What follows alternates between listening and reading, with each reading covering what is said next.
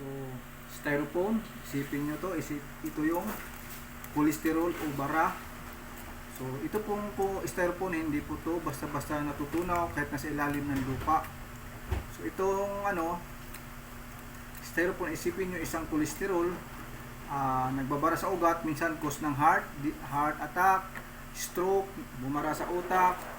So, depende. So, kung minsan sa bladder, so kasi cholesterol namumuo ang cholesterol.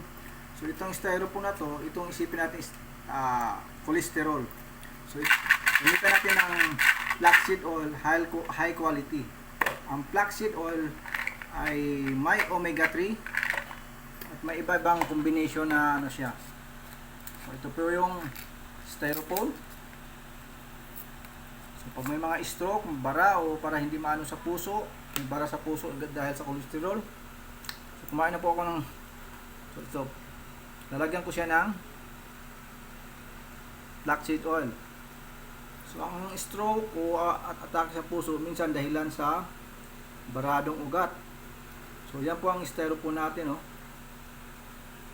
Yan, unti-unting natutunaw yung bara. Sipin nyo, yan ang cholesterol. So natutunaw, lagay pa tayo ng isang cholesterol na bumara sa ugat. Okay? Kaya na natin. Yan. Ito yung high quality omega 3 flaxseed oil. Ito naman po yung colostrum, good for mga repair and good sleep. At saka allergy. So yung may mga allergy dyan, so ito po, inumin natin. So may mga problema sa kung ano-ano, ito nagre-repair ng mga cell. So nawala na po yung lagay ulit tayo ng styrofoam. So sasama yan sa inyong pagdumi. Yan yung bara, gamit ang flaxseed oil. So maganda po to kung gusto nyong gawing sideline, ito rin pwede ito sideline.